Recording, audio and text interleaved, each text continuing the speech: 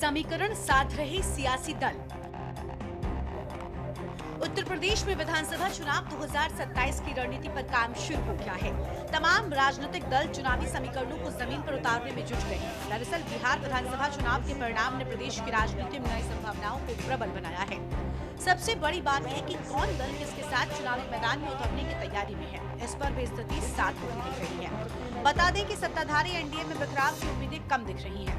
वहीं विपक्षी इंडिया गठबंधन के समाजवादी पार्टी कांग्रेस में खींचतान की उम्मीद ज्यादा है। बिहार में बेहतर प्रदर्शन कर एआईएमआईएम ने यूपी में मायावती के रूप में नया साथी तैयार करने की कोशिश पर काम शुरू कर दिया है। समीकरण कई है और उसका प्रभाव आने वाले समय में बनता और बिगड़ता दिख सकता है। फिलहाल तो सभी दल आगामी उपचुनावों को 2027 के लिए अपनी रणनीति और समीकरणों को परखने के लिए एक महत्वपूर्ण अवसर मान रहे हैं। अखिलेश यादव की तरफ से बीजेपी पर वोट काटने की साजिश करने जैसे गंभीर आरोप लगाए जा रहे हैं। असदुद्दीन ओवैसी के एआईएमआईएम और चंद्रशेखर आजाद की आजाद समाज पार्टी जैसे छोटे दल भी पश्चिमी यूपी के मुस्लिम और दलित समीकरणों को सेंध लगाने की तैयारी कर रहे हैं, जिससे मुख्य दलों के समीकरण प्रभावित हो सकते हैं। बीजेपी की रणनीति है खास। बीजेपी राज्य की सत्ताधारी पार्टी है और उसका मुख्य फोकस अपने संगठनात्मक ढांचे को मजबूत करना है। बिहार में सफलता के तहत लाभार्थी वर्ग और युवा महिला समीकरणों को साध रही बीजेपी उम्मीदवारों का चयन करते समय जातीय समीकरणों और क्षेत्रीय प्रभाव को ध्यान में रखने पर जोर। बीजेपी का मुख्य आधार उच्च जातियां, गैर यादव, ओबीसी और गैर जाटव दलित। एनडीए का कैसा रहेगा स्वरूप? आपको बता दें कि यूपी चुनाव 2027 के दौरान एनडीए में ज्यादा परिवर्तन की संभावना नहीं है। बिहार चुनाव में एनडीए के दल भाजपा, जदयू, लोजपा, रामविलास, राष्ट्रीय लोक मोर्चा और हिंदुस्तानी अवाम मोर्चा ने पांडव के तौर पर चुनाव लड़ा। सीटों के बंटवारे को लेकर कुछ असंतोष तमाम सहयोगियों में दिखा, लेकिन पर्दे के पीछे सीनियर नेताओं ने बैठकर सुलझा लिए। इसका असर ये रहा कि बिहार चुनाव में भाजपा, जदयू, लोजपा, रामविलास के साथ साथ अन्य दोनों दलों ने भी 80 से 90% सीटों पर जीत दर्ज कर एकजुट होकर चुनाव लड़ने का फायदा उठाया। एनडीए के तमाम दल अपने अपने वोट एक दूसरे को ट्रांसफर करने में सफल रहे। यूपी में भी इसी प्रकार से भाजपा अपने पुराने सहयोगियों अपना दल एस और निषाद पार्टी के साथ चुनावी मैदान में उतर सकती है।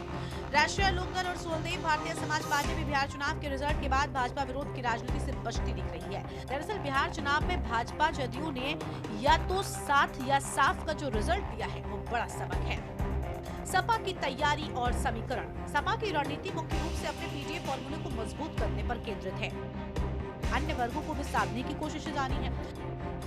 पीडीए फॉर्मूले के तहत अति पिछड़े वर्गों के सम्मेलन आयोजित करने की रणनीति पर काम। पुरानी पेंशन बहाली, किसानों के लिए खास वादे और सूबे के भरपूर विकास का दावा। युवा, महिला, किसान के लिए अलग अलग घोषणा पत्र या वादों की रणनीति पर अमल के संकेत। बूथ स्तर तक वोट बनवाने और शिकायतें मुख्यालय तक पहुंचाने पर ध्यान। सपा का कोर वोट बैंक यादव और मुस्लिम रहा है। अखिलेश यादव बनेंगे विपक्ष का चेहरा। बता दें कि विपक्षी गठबंधन में रार मचने की आशंका सबसे अधिक है। दरअसल लोकसभा चुनाव 2024 के बाद से ही कांग्रेस लगातार यूपी में अपना पांव जमाने की ताक में है। इसलिए यूपी उपचुनाव 2024 में 10 में से 5 सीटों पर कांग्रेस ने दावा कर दिया था। यूपी कांग्रेस के नेता अभी से यूपी चुनाव में आधी सीटों पर दावे करते दिखे हैं। हालांकि बिहार चुनाव में कांग्रेस के खराब प्रदर्शन के बाद पार्टी के पावर में कमी आना तय माना जा रहा है। हालांकि महागठबंधन के दलों के बीच एक आम राय बनती दिख रही है कि राहुल गांधी की जगह अखिलेश यादव को विपक्ष का चेहरा बनाया जाना चाहिए। बीएसपी की तैयारी और समीकरण। मायावती लगातार 2027 के मिशन के लिए पार्टी कार्यकर्ताओं को अहम निर्देश दे रही है। पार्टी के पारंपरिक सोशल इंजीनियरिंग फॉर्मूले को जमीन पर उतारने की तैयारी। दलितों, पिछड़ों, ब्राह्मणों और मुसलमानों का जातीय समीकरण फिर से बनाने की कोशिश। अकेले चुनाव लड़ने का ऐलान खास रणनीति का हिस्सा। मुस्लिमों को साधने के लिए भाईचारा समितियों के गठन की प्रक्रिया तेज।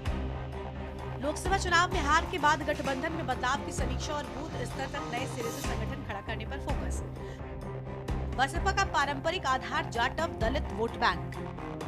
दलित 22%, मुस्लिम 20%, वोटों को मिलाकर 42% का आंकड़ा छूने की कोशिश। तीसरे मोर्चे की अटकलें कितना सच? आपको बता दें कि यूपी में तीसरा मोर्चा बनने की उम्मीद की जा रही है। दरअसल बिहार चुनाव में एआईएमआईएम ने 5 सीटों पर जीत दर्ज कर मुस्लिम मतदाताओं के बीच अपनी पैठ को साबित कर दिया है। मुस्लिम यादव समीकरण को तोड़ने में असदुद्दीन ओवैसी कामयाब रहे हैं। अब यूपी के किले में सेंधमारी के लिए वो मायावती के नेतृत्व वाली बसपा के साथ हाथ मिला सकते हैं। इस प्रकार की चर्चा बिहार चुनाव के नतीजे के बाद से लगातार गर्माती दिख रही है। मायावती अगर एक दमदार मुस्लिम चेहरे के साथ यूपी के चुनावी मैदान में उतरती हैं, तो उनका डीएम यानी दलित मुस्लिम समीकरण एक बार फिर से उन्हें प्रदेश में मजबूत बना देगा। सपा के मुकाबले ये मुस्लिम मतदाताओं को अधिक आकर्षित करने में कामयाब हो सकती है। इससे अखिलेश यादव के पिछड़ा दलित अल्पसंख्यक यानी पीडीए पॉलिटिक्स की रणनीति को धक्का लग सकता है। स्पेशल डेस्क के न्यूज इंडिया।